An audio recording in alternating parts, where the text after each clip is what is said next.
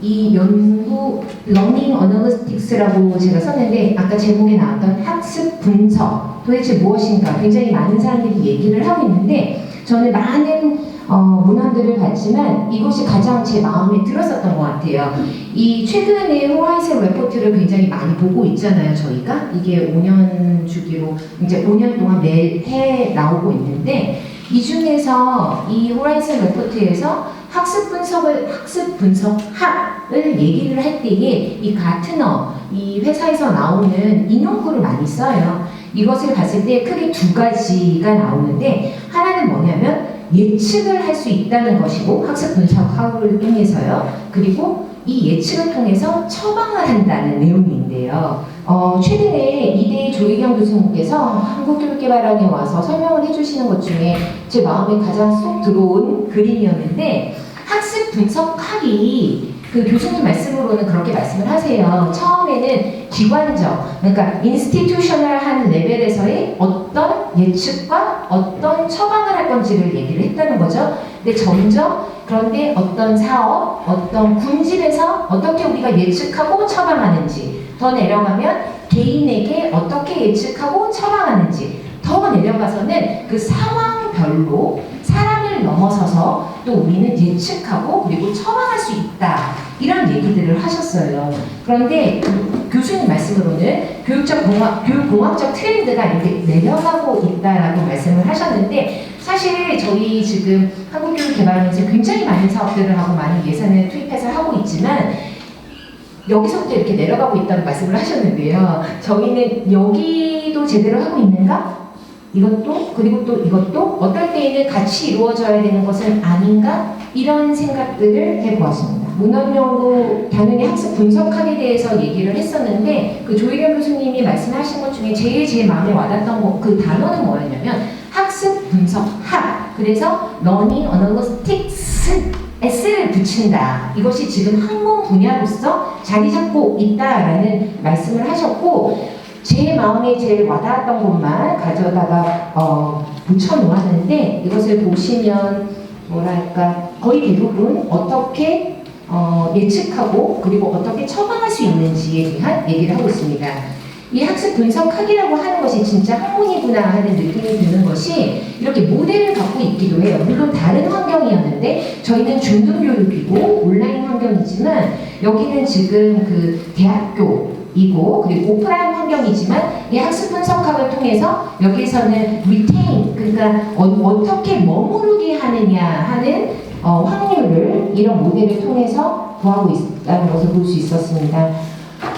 온라인 수업의 그 이수율, 저희는 이수 확률을 생각하고 있는데 왜냐하면 어떻게든 이수를 하게끔 하고 싶거든요. 근데 탈락, 중도 탈락하는 요인이 무엇인지에 관한 그런 연구도 굉장히 많았고 그리고 어떻게 하면 남게 하는지 이건 retain, 그러니까 남게 하는 그런 요인이 무엇인지를 보는 연구도 굉장히 많이 있었습니다. 이거는 좀 흥미로운 거라고 생각을 해서 가져왔는데 무크가 이제 중고등학교 레벨은 아니잖아요. 평생학습 개념이라고 볼 수 있을 것 같은데 무크에서 봤을 때에는 그 코र्스 랭스가 교육 과정의 그 기간이 짧으면 짧을수록 이렇게 짧으면 짧을수록 이수율이 높더라 하는 것이 나오더라고요. 물론 저희는 지금 정규교육 과정으로 하고 있기 때문에 이 코스 랭스를 줄일 수는 없는 그런 상황이지만 그럼에도 불구하고 이런 연구들도 있었습니다.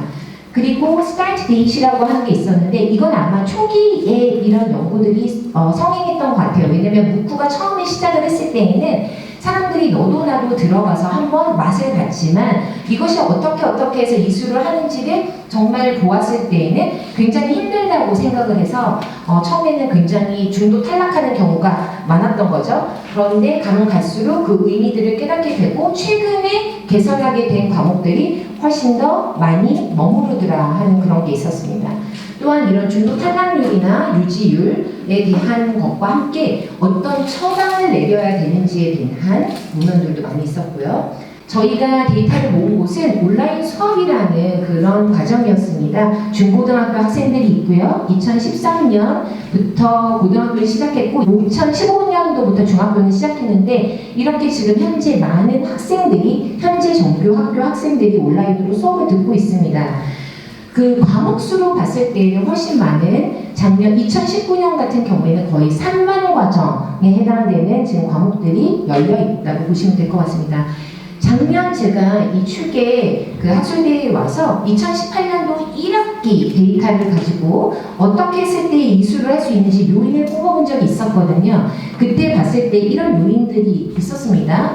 그 이 요인들이 지금 2018년도 1학기뿐만 아니라 2학기, 2019년도 1학기까지 다 합쳤을 때에도 같은 모형과 모델이 로버스트 한치를 봤었고요. 이런 분석 결과를 통해서 사실은 이런 처방을 내렸어요. 저희가 이런 처방을 내린 결과 2019년도 1학기에는 이수율이 보시면 2017년도 1학기부터 다 40% 초반대를 계속 기록하고 있거든요. 근데 2019년도 1학기에는 4.8%가 증가를 하였습니다. 올해 그래서 이 연구를 위해서 저희가 분석한 대상은 2018년도 1학기는 이미 있었고요. 2학기에다가 2019년도 1학기까지 합쳐서 고등학교 학생들만 받고 빈도 분석을 거쳐서 회귀 분석까지 한번 해보았습니다. 독립변수와 종속변수는 이미 작년에 했을 때 변수들을 많이 뽑아놨기 때문에 그런 것들을 다시 보셨다고 한번 돌려봤다고 보시면 될 것 같고요. 배경적인으로는 수강을 하는 목적 자체가 아이들이 학교에서 이수를 다 못해서 보충으로 다시 듣는 미수가 있고 아까 온라인 공동과정과 같이 러시아어가 없어서 듣는 비계설 과목이 있습니다.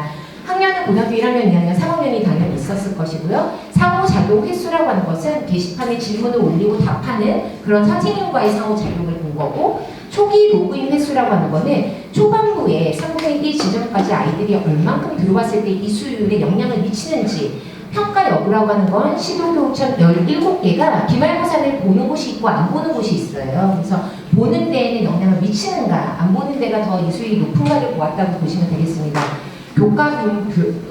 교과군별로 그리고 또 교과교사별로 의미가 있는지도 또 보았습니다.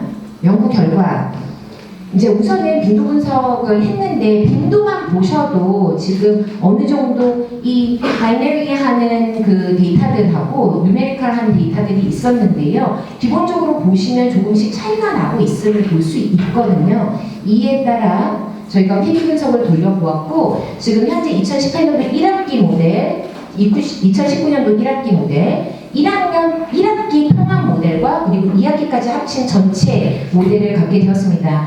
이 중에 저희가 이미 2018년도 1학기에 이런 모델을 가지고 그 설명할 수, 예측할 수 있음을 저희가 생각을 했는데 다시 한번 리마인드 해보면 미수, 그러니까 꼭 다시 들어야 되는 학생들이에요. 국어나 한국사 같이 꼭 졸업할 때 필요한데 못 들은 아이들이 들었던 경우에는 이수를 하더라 라는 거고 1, 2학년보다는 3학년이 더 열심히 하더라. 그리고 상호작용 횟수가요. 2번도 아니고 3번도 아니고 한 번만 했으면 선생님하고 한 번만 주고받았으면 그러면 이수를 하더라. 그리고 초기 로그인 횟수는 한 달 시작하고 한 달 사이에 3번만 로그인만 했어도 이수를 하더라. 그리고 기말고사를 참여하는 시도교육청의 학생들이 안 하는 학생들보다는 높더라. 그리고 과목 분별과 교과 교사별로도 어떤 차이가 있는지를 보았습니다. 보시면 2018년도 1학기에 저희가 굉장히 운이 좋았던 것 같아요. 그때 일주일 만에 저희가 통계를 정리를 해서 했는데 굉장히 아름답게 나오지 않았습니까? 물론 지금 이 적합도가 조금 떨어지긴 하지만 모든 요인들이 다 살아있었는데 2019년도 1학기 통합 그리고 전체를 봤을 때에는 사라지는 요인들이 있음을 알 수 있습니다. 하지만 적합도는 확실히 저희가 수가 높아지다 보니까 이렇게 해서 진짜 빅데이터로 가다 보면 굉장히 적합도가 좋아질 거라는 그런 생각을 하게 되었습니다. 지금 여기서 3학년, 이 3학년의 것에 사실은 약간의 노이즈가 있어요. 그래서 어떤 노이즈가 있었는지를 보면 고등학교 3학년 같은 경우에 1학기는요. 엄청나게 1, 2학년하고 비교를 해보시면 확실하게 지금 이수를 많이 하고 있음을 볼 수 있는데요. 2학기도 물론 1학기에 비해서는 그러니까 1, 2학년에 비해서는 고등학교 3학년이 높습니다. 그런데 실제로 신청하는 학생 수와 그리고 이수를 하게 되는 수가 너무나도 낮아요. 1학기하고 2학기를 비교해 봤을 때. 그래서 여기서 약간의 노이즈가 발생한 것을 저희는 확인할 수 있었습니다. 그리고 또 보고 싶었던 거는 교과 군별로 약간의 차이가 있었던 것을 봤거든요. 저희 디지털 센터의 그 교수학습팀에서 오신 분들 좀 자세히 봐주시면 좋겠습니다. 저희가 봤더니 보세요. 탑5를 보니까 좀 의아한데요. 음악 체육이 들어있어요. 온라인으로 수업하면서 동영상으로 만든 그런 컨텐츠의 음악 체육이 왜 이수율이 높은지, 그리고 도덕국사, 국사, 정보 탑5가 그래요. 로우5를 보시면 지금 사실은 여기까지 보시면 다 외국어죠. 외국어. 딱 하나 끼는 거가 수학이거든요. 근데 이거에 대한 요인 분석까지는 못했는데 이런 결과가 있더라라는 것을 보여주고, 저희는 사실은 어떤 가설, 이 이후에 이런 가설을 세워보고 싶은데 음악이나 체육 같은 경우에 저희가 컨텐츠를 확인해 보니까 이단원의 소금에 대해서 얘기를 하다가 오단원의 베톤벤의 사학장에 대해서 얘기를 해요. 그래도 2단원은 꼭 들어야 5단원으로 가지 않아도 되잖아요. 그죠? 그런데 사실 독일어 스피커는 1단원을 이해를 못하면 2단원으로 못 넘어가다 보니 선생님들 말씀이 1단원 정말 열심히 듣고 싶은 아이들은 1단원만 10번 듣는 아이들이 있다는 거예요. 그래서 이런 식의 이수 기준을 계속 해야 되느냐를 물어보시더라고요. 그래서 이런 좀 의문이 남아 있습니다. 교과 분별로 나누어 보아도 예술이 제일 높고요. 외국어가 제일 낮고, 그리고 그 다음 수학이 낮습니다. 또 하나 더 보고 싶은 것은 교과 교사별로 차이가 있었다는 점인데요.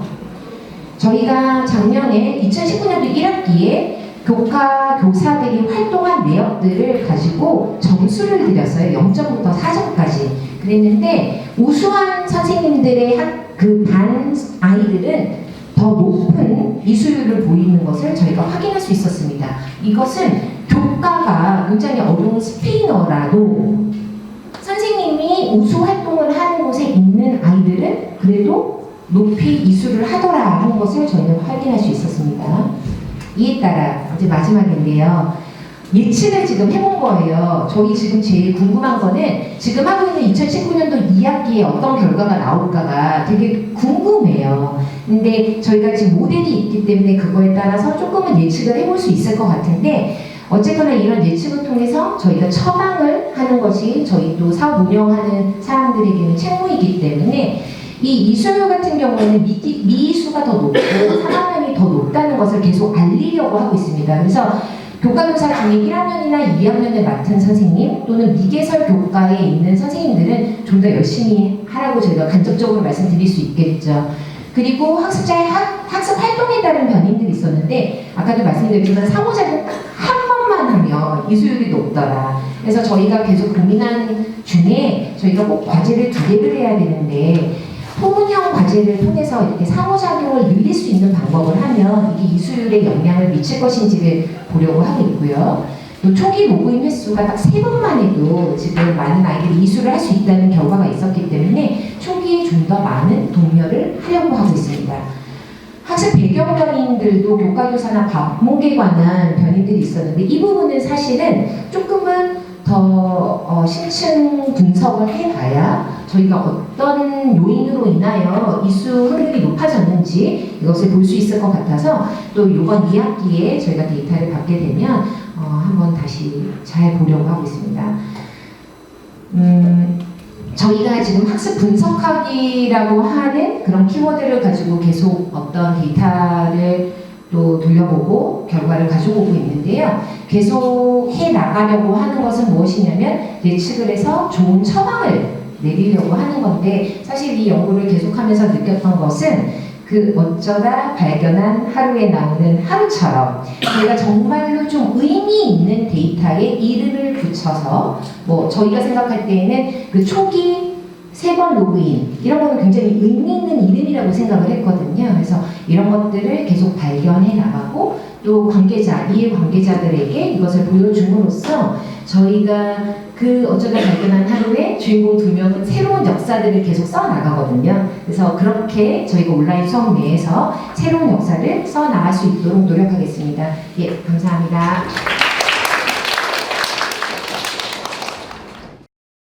네.